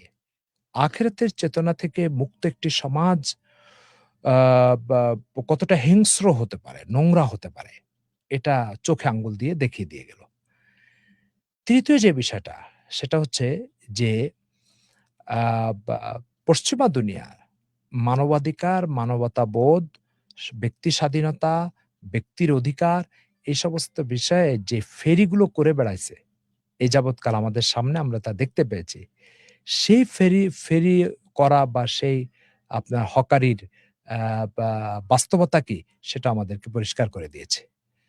চতুর্থ যে বিষয়টা সেটা হচ্ছে যে মোহাম্মদুর রাসূলুল্লাহ সাল্লাল্লাহু আলাইহি ওয়াসাল্লাম যে দিন মানুষের কাছে রেখে গেলেন, সেই দিনের ভিতরে তিনি বলছেন, "তুমি রাস্তা দিয়ে যাচ্ছ, একটা কষ্টদায়ক জিনিস দেখলে সেটা সরিয়ে দাও।" রাসূল সাল্লাল্লাহু আলাইহি ওয়াসাল্লাম বলছেন যে, "নাহা রাসূলুল্লাহ সাল্লাল্লাহু আলাইহি ওয়াসাল্লাম আনিস সালাত ফি কারিয়াতিত তারিক।" আল্লাহ রাসূল মানুষের চলাচলের পথে তাদের কষ্ট হবে বলে রাস্তায় নামাজ পড়তে নিষেধ করেছেন। যে রসুল আল্লাহর ফরজ হক রাস্তায় দাঁড়িয়ে না আদায় করতে নিষেধ মানুষের কষ্ট হবে বলে, সেই রসুলের দিন এই সমাজে উপেক্ষিত। পক্ষান্তরে অ্যাপেস্টাইনের যৌন কেলেঙ্কারির সাথে যারা জড়িত তাদের মতাদর্শ আর দিন পৃথিবীতে প্রতিষ্ঠিত। মানব জাতির নিরাপত্তা ও নিশ্চয়তা কোথায় আছে সেটা তাদেরকে তালাশ করে বের করতে হবে। এইজন্য অ্যাপেস্টাইন পশ্চিমাদের অশ্লীলতা, নোংরামি এবং কুরুচি এগুলার একটা জীবন্ত প্রমাণ যেটা আমরা চোখে দেখতে পাচ্ছি। মানুষকে সিদ্ধান্ত নিতে হবে, আমার স্রষ্টার থেকে আসা দিনই আমার জন্য নিরাপদ। এর বাইরেরটা আমাদের জন্য আসলে কখনো নিরাপদ নয়। যত সুন্দর, সুন্দর মোহনীয় আকর্ষণীয় স্লোগান তাদের মধ্যে থাক আর না থাক। জি। ধন্যবাদ মোহতারম। আমাদেরকে লিখেছেন সিলেট থেকে সাইফ লিখেছেন, আমি এবছর রোগের কারণে ৪ টি রোজা রাখতে পারি নাই। তাই আমাকে কি কাফফারা দিতে হবে? একটু বলবেন। আপনি রোগের কারণে যদি রোজা না রাখতে পারেন তাহলে তো গ্রহণযোগ্য ওযর ছিল। গ্রহণযোগ্য ওযর থাকলে সেটা কাফারা আসে না। শুধু কাজা থাকলেই হবে। জি। ধন্যবাদ। আছেন আমাদের সঙ্গে আচ্ছা, একজন বন্ধু সালাম জানাচ্ছেন। ওয়ালাইকুম আসসালাম। বন্ধুর নামটি লিখেন নাই। আচ্ছা, সাহেব Arfina MSA, MD Shihab Arfin MSA, সম্ভবত মুসা আরকি। প্রিয় মুফতি সাহেব, কেউ যদি ভুল করে অজু ছাড়া নামাজ পড়ে তাহলে কি তার নামাজ আদায় হবে কিনা? দেখুন, আল্লাহর মতো একজন মালিকের সামনে আপনি দণ্ডায়মান হবেন আর নিজেকে অপবিত্র অবস্থায় দণ্ডায়মান করবেন, এটা মোটেও গ্রহণযোগ্য নয়। সেজন্য আপনার ও আল্লাহর সামনে দাঁড়ানোর আগে, ইবাদতের আগে আপনাকে অবশ্যই অজু করতে হবে। যদি কেউ অজু ছাড়া নামাজে দাঁড়ায়, মস্ত বড় কবিরা গুনাহ করলো, এবং হাদিস শরীফে স্পষ্ট আছে, লা সালাতা ইল্লা আম ব্যা লা সালাতা লিমান লাম আ ইয়াতাওয়াজ্জা। হাদিসে আছে যে লা তুকবালু সালাতু বিগাইরি তাহুরিন। পবিত্রতা ছাড়া কোনো নামাজ আল্লাহ গ্রহণ করবেন না। সেজন্য এটা মস্ত বড় গুনাহ। কোন ওলামা ইকরাম বলেছেন অজু ছাড়া সেজদা দিলে ঈমানও নষ্ট হয়ে যেতে পারে। আশা করি বুঝতে পেরেছেন। জি, কামাল শিকদার আছেন নাটোর থেকে। আমার প্রশ্ন হচ্ছে, আমার এক বোন নামাজ পড়ে না কিন্তু সে তসবিহ এবং অন্যান্য আমল করে। এক্ষেত্রে আসলে কি করণীয় বা আপনি কি বলবেন? দেখুন, আমি একটা ছোট্ট উদাহরণ বলি আপনাকে। মনে করেন আপনি একটা বাজারে গেলেন ১ কেজি কিনবেন, বেগুন কিনবেন। তো এখন ১ কেজি বেগুন যখন আপনি কিনবেন, তো বাজারের দোকানদারকে আপনি বললেন যে ৳৫০ দিলাম, আমাকে ১ কেজি বেগুন দেন। তো সে ১ কেজি বেগুন দিবে, সাথে হয়তো ৫০ গ্রাম ওজন বাড়িয়ে দিবে। কিন্তু আপনি যদি কোনো দোকানদারের কাছে যেয়ে বলেন যে আমি ৳১ দিব না, শুধু ওই যে অতিরিক্ত যে ৫০ গ্রাম, সে ৫০ গ্রাম আমাকে দিবেন। তো আপনি ১ কেজি বেগুন না কিনলে কিন্তু অতিরিক্ত ৫০ গ্রাম আপনাকে দিবে না। তাহলে কি হলো? আমি একজন ব্যক্তিকে যখন আ অতিরিক্তটা চাইবো শুধু একজন ব্যক্তি থেকে, সে অতিরিক্তটার জন্য শর্ত হচ্ছে আমার আসলটা ঠিক থাকতে হবে। তো আসল যে ৳৫০ সেটা দিলেই আপনি ১ কেজি বেগুন পাবেন, তারপরে যে ৫০ গ্রাম পাবেন। কিন্তু আপনি আসল ৳৫০ দিলেন না, শুধু অতিরিক্ত ৫০ গ্রাম চাইলেন। এটা যেমন অযৌক্তিক, তো ফরজ নামাজ এটা হচ্ছে ১ কেজি বেগুনের মতো। এটা যখন আপনি পড়বেন, আদায় করবেন, তখনই আপনার তাসবিহ, তাহলিল এগুলো একটা গ্রহণযোগ্যতা থাকবে। নফল ইবাদতের গ্রহণযোগ্যতা থাকবে। আপনি ফরজ ইবাদত করলেন না, নফল ইবাদতের কি গ্রহণযোগ্যতার কি প্রতিদান আশা করতে পারেন আপনি? জি। ধন্যবাদ মোহতারাম। আমাদের সঙ্গে আছেন তৌহিদ। তিনি লিখেছেন, বিতরের নামাজে ভুলে যদি দোয়া কুনুত না পড়া হয় তাহলে কি নামাজ হবে কিনা? আ সুজদা দিলে নামাজ আদায় হয়ে যাবে। আর যদি সুজদাও দেন নাই, নামাজ শেষ করে ফেলেছেন, তাহলে ভিতরের নামাজ আবার পড়তে হবে। জি। আ আমাদের সালিহুরের প্রশ্নটা আমি পেয়েছি। তিনি লিখেছেন, আমি হুজুরের কাছে জানতে চাই তারাবির নামাজে ১ম তাকবীরে সানা পড়লে হবে নাকি প্রতি তাকবীরে পরপর আ আ সানা পড়তে হবে? সানাব নামাজের ১ম রাকাতে সূরা ফাতিহার আগে আর তাকবীরের পরে পড়তে হয়। তাকবীর ও সূরা ফাতিহার মাঝে পড়তে হয়। এটা শুধু ১ম রাকাতে, আর কোন রাকাতে নয়। আশা করি বুঝতে পেরেছেন। জি। জি, আমাদের সঙ্গে আছে মেহেদী পাঠান। যদি এশা ফরজ নামাজ ১ম রাকাতে সূরা কুরাইশ এবং ২য় রাকাতে সূরা কাউসার পড়ি তাহলে কোনো সমস্যা হবে নাকি? সূরা কুরাইশ ২য় রাকাতে এটা হচ্ছে কাউসার। কাউসার। জি। ফরজ নামাজে এই কাজটা ঠিক হবে না। কারণ সিরিয়াল মেইনটেইন ফরজ নামাজে দরকার। নফলে করলে তেমন কোনো সমস্যা নাই। ফরজে আপনাকে সিরিয়ালটা মেইনটেইন করতে হবে। জি। মেহেদী পাঠান আচ্ছা, তার আরেকটা প্রশ্ন ছিল। আ যদি তারাবির নামাজের ৯ম রাকাতে সূরা ফিল, ১০ম রাকাতে সূরা কুরাইশ, ১১তম রাকাতে সূরা ফালাক এবং ১২তম রাকাতে সূরা নাস পড়ি তাহলে কি কোনো সমস্যা হবে? নামাজটি ছিল ৪ রাকাতের। অ্যা কি নামাজ? তারাবির নামাজ? তারাবির নামাজ। হ্যাঁ, কি ১ম রাকাতে? ১ম রাকাতে হচ্ছে সূরা ফিল, ফিল, তারপরে ১০ম রাকাতে সূরা কুরাইশ, কুরাইশ। ১১তম রাকাতে সূরা ফালাক এবং ১২তম সর্বশেষ রাকাতে হচ্ছে সূরা নাস। কোনো সমস্যা না। আপনার নামাজ শুদ্ধ হয়ে যাবে। জি। জি, আব্দুল্লাহ শেখ লিখেছেন, ফরজ নামাজে সূরা কতক্ষণ পূর্বে নির্ধারণ করতে হবে? আ কোনো পূর্বে নির্ধারণ করার দরকার নাই। আপনি নামাজে দাঁড়িয়েছেন, সানা পড়লেন, সূরা ফাতিহা পড়লেন, যেই সূরা আপনার মাথায় আসে সেটাই আপনি পড়তে পারেন। আগে নির্ধারণ করার কোনো আবশ্যকতা নেই। জি। জি, আহমেদ বিন শামস তিনি লিখেছেন, জাহরি কেরাতে ভুলে যদি ২-৩ আয়াত আস্তে পড়ার পর জোরে কেরাত পড়ে তাহলে কি সাহু সেজদা করতে হবে নাকি? জি, জাহরি কিরাতে ভুলে যদি ২-৩ আয়াত আস্তে পড়ার পরে হুম, জোরে কেরাত পড়ে তাহলে কি সাহু সেজদা করতে হবে নাকি? হ্যাঁ, আপনি আম ১ম ২-৩ আয়াত যেটা আপনি পড়েছেন, সেই ২-৩ আয়াত যদি আপনি আস্তে পড়েন এবং পরে যদি আপনি আ বা ইয়ে জোরে কেরাত পড়েন। তো জোরে কেরাত যদি ৩ আয়াত হয়ে যায়, তাহলে আপনার ফরজ দায়িত্ব আদায় হয়ে যাবে এবং এটার জন্য সুজদার প্রয়োজন হবে না। জি। যে আমাদেরকে সাইফুল বারী তিনি লিখেছেন, ইচ্ছাকৃতভাবে রোজা ভঙ্গ করলে কি কাফফারা দিতে হয় নাকি? অবশ্যই আপনি কোনো গ্রহণযোগ্য ওযর ছাড়া, যে ওযরগুলোকে শরীয়ত অনুমোদন করে, সে সে ধরনের কোনো ওযর ছাড়া যদি আপনি আ ফরজ রোজা নষ্ট করেন, তাহলে অবশ্যই আপনাকে একটা রোজার জন্য ধারাবাহিক ৬০ টা রোজা থাকতে হবে। জি। জি, আলাউদ্দিন লিখেছেন, উস্তাদের উদাহরণগুলো অনেক আচ্ছা ভালো লাগে। আল্লাহ আপনাকে দীর্ঘ হায়াত দান করুক। আমিন। আমিন। জি। নুরুল ইসলাম আছেন, আসসালামু আলাইকুম উস্তাদজি। আমি চ্যাট জিপিটি এআই ব্যবহার করি এবং পড়ার সংক্রান্ত বিষয় নিয়ে যখন তাকে মানে এআই কে প্রশ্ন করি তখন মুখাতেব বানিয়ে প্রশ্ন করি। কিন্তু সে তো মানুষ না। এটা করার কারণে আমি কি কোনো পাপের ভাগীদারি হচ্ছি? বিষয়টা যদি একটু ক্লিয়ার করে নিতেন উপকৃত হতাম। অন্যান্য অ্যাপস থেকে যেভাবে উপকৃত হওয়া জায়েজ আছে, আপনি এআই ChatGPT থেকে ওইভাবে উপকৃত হতে পারেন। শরীয়তে এ ব্যাপারে কোনো বিধি-নিষেধ নাই, নিষেধাজ্ঞা নাই। কিন্তু মনে রাখতে হবে, আপনি কোনো গুনাহের অ্যাপস থেকে যেমন উপকৃত হতে পারেন না। অর্থাৎ শরীয়তের নীতিমালার আলোকে যে কাজগুলো নাজায়েজ গুনাহ, সে কাজগুলো সেই অ্যাপস থেকে যেভাবে উপকৃত হতে পারেন না, তা এআই থেকেও আপনি ওইভাবে উপকৃত হতে পারেন না। সুতরাং সেখানেও আপনাকে শরীয়তের হারাম হালালের বাছ-বিচার জরুরি। যেভাবে আ অন্যান্য অ্যাপস থেকে আপনি হারাম হালালের বাছ-বিচার আপনার জন্য জরুরি। অর্থাৎ এআই প্রযুক্তির বাইরে যে কাজগুলো হারাম, এআই প্রযুক্তির থেকে ওই সহযোগিতা নিয়ে ওই কাজগুলোও হারাম। সুতরাং আপনাকে এই নীতিমালা শরীয়তের লঙ্ঘন করে এই নীতিমালাকে গুরুত্ব দিয়ে চলতে হবে। জি। আয়েশা আহমেদ তিনি লিখেছেন, হুজুর কেউ যদি কোরআন হাদিসের কিতাবগুলো শিক্ষা করে ভুলে যায়, তাহলে তার কেমন গুনাহ হবে? প্রথম কথা হচ্ছে যে আপনি দিনকে ভুলে গেলেন। আর এই ভুলে যাওয়াটা এটা দিনকে উপেক্ষা করার একটা উপেক্ষা করার একটা নামান্তর। আপনাকে মনে রাখতে হবে। রাসূল সাল্লাল্লাহু আলাইহি ওয়াসাল্লাম বলেছেন, সুনান আবু দাউদে এই হাদিস আছে। সালাত অধ্যায়ে। যে আল্লাহ রাসূল বলেছেন, আমি যখন মেরাজের রাত্রে জান্নাত জাহান্নাম সফর করি, তো আমার উম্মতের গুনাহের ভিতরে সবচেয়ে বড় গুনাহ এটা পেয়েছি যে কোরআন মুখস্থ করে ভুলে যাওয়া। তো কোরআন মুখস্থ করে ভুলে যাওয়া এটা মস্ত বড় গুনাহের কাজ। সুতরাং এই গুনাহ তো অবশ্যই আপনাকে বাঁচতে হবে, আর এর জন্য কোরআনকে ইয়াদ রাখতে হবে।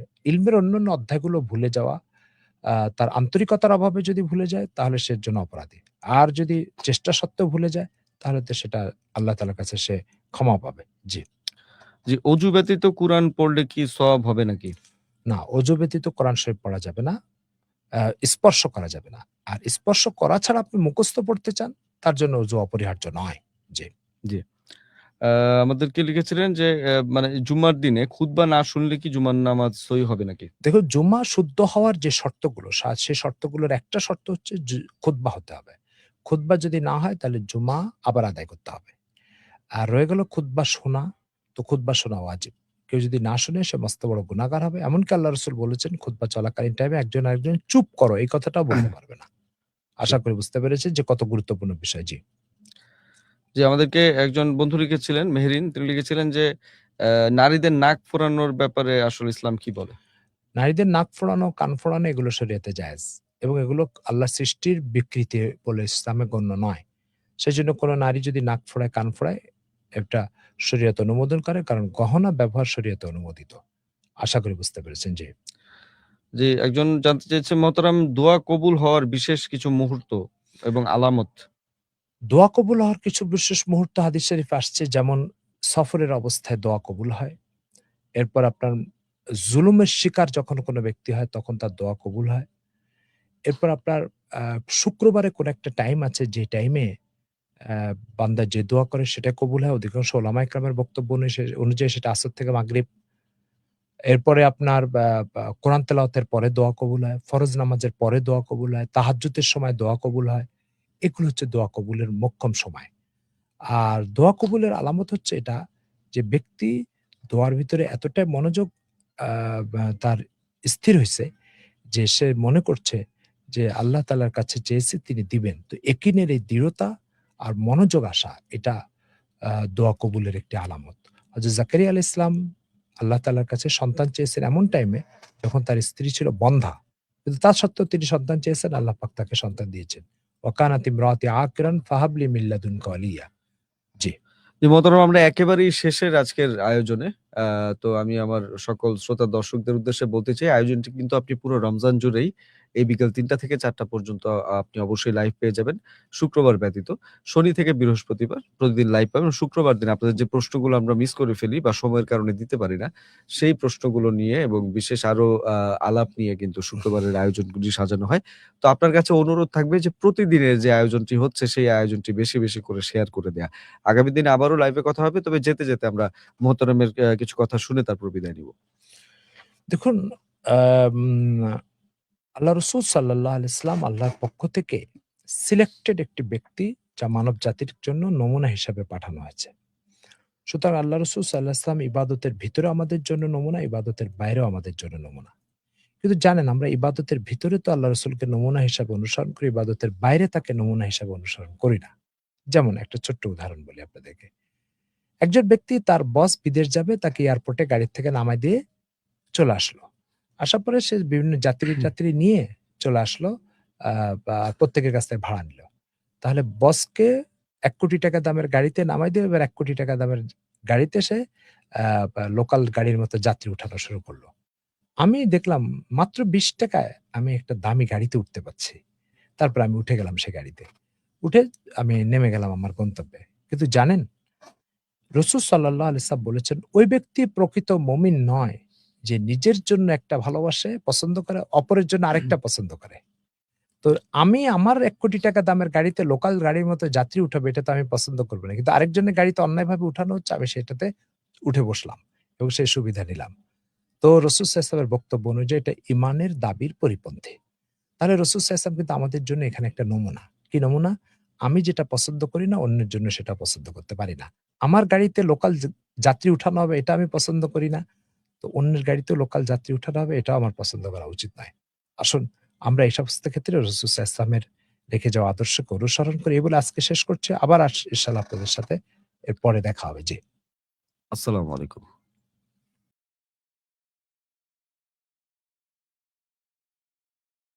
গাজীপুরের কালীগঞ্জের মক্কিনগরে মনোরম প্রকৃতিতে গড়ে উঠেছে আদর্শ দ্বীনি বিদ্যাপীঠ দারুল উলুম ঢাকা, যেখানে মমতার পরশে আমলি পরিবেশে গড়ে তোলা হচ্ছে আগামীর যোগ্য আলেম ও আলোকিত মানুষ।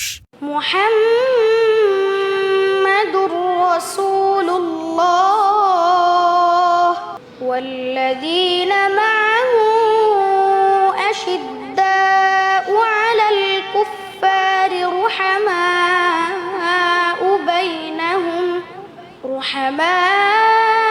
বাইনাহুম তারাহুম রুকআন সুজ্জাদান ইয়াবতাগুনা ফাদলাম মিনাল্লাহি ওয়া রিদওয়ানা। এর অন্যতম আকর্ষণ হল এর সুবিশাল ও মন মাতানো ক্যাম্পাস। মাদ্রাসায় প্রবেশ করলেই চোখে পড়ে সুবিশাল খোলা প্রাঙ্গণ, ফুলের বাগান, ছায়াঘেরা মাঠ এবং প্রশান্তিময় নিরিবিলি পরিবেশ। পুরো মাদ্রাসা এলাকা নিরাপত্তা প্রাচীর বেষ্টিত। শিক্ষার্থীদের নিরাপত্তা নিশ্চিত করতে গেটে রয়েছে সার্বক্ষণিক সিকিউরিটির ব্যবস্থা।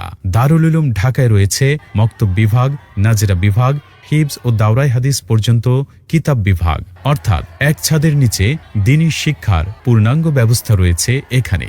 দারুল উলুম ঢাকা পরিচালিত হচ্ছে দেশ বরেণ্য চিন্তাশীল ওলামায়ে কেরামের দিক নির্দেশনায় এবং দারুল উলুম দেওবন্দের নিসাব অনুসারে।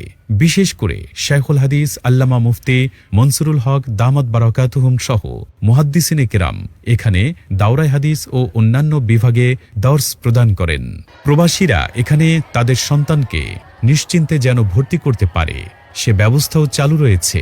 এডুম্যাক্স প্লাস মোবাইল অ্যাপের মাধ্যমে ভর্তি ফি প্রদান, হাজিরা, ফলাফল সহ শিক্ষার্থী ও মাদ্রাসার প্রয়োজনীয় সব তথ্য পাওয়া যায় এক ক্লিকেই। বছর জুড়ে পরিকল্পিত পাঠদানের জন্য শুরুতেই প্রদান করা হয় বার্ষিক ক্যালেন্ডার। শিক্ষার্থীদের নিয়মিত পরিবেশন করা হয় স্বাস্থ্যসম্মত খাবার। এছাড়া নিরবিচ্ছিন্ন বিদ্যুৎ নিশ্চিত করতে রয়েছে জেনারেটর সুবিধা। রয়েছে সমৃদ্ধ কুতুবখানা এবং আধুনিক কম্পিউটার ল্যাব। পড়াশোনার পাশাপাশি শরীয়তসম্মত খেলাধুলা ও শরীরচর্চার জন্য রয়েছে পর্যাপ্ত ব্যবস্থা। আর অসচ্ছল মেধাবী ছাত্রদের জন্য রয়েছে বিশেষ আর্থিক ছাড় ও সুযোগ সুবিধা। বিশেষ দ্রষ্টব্য, প্রবাসী এবং কর্মব্যস্ত অভিভাবকদের সন্তানদের সম্পূর্ণ দায়িত্ব গ্রহণ করে প্রতিষ্ঠানটিতে পড়াশোনার সুযোগ রয়েছে। তাকওয়া, মমতা এবং যুগোপযোগী শিক্ষার মিশেলে দারুল উলুম ঢাকা একটি আদর্শ মানুষ গড়ার দ্বীনি শিক্ষাঙ্গন।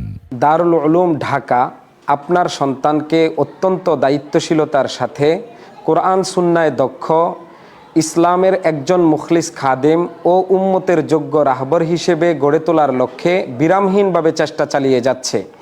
তাই আপনি আস্থাশীল হয়ে আপনার কলিজার টুকরা সন্তানকে আমাদের হাতে তুলে দিতে পারেন। যে সন্তান হবে আখেরাতে আপনার পুঁজি। আমাদের সঙ্গে যোগাযোগের ঠিকানা মক্কিনগর, বান্দাখোলা, কালীগঞ্জ, গাজীপুর। ফোন 01719679586।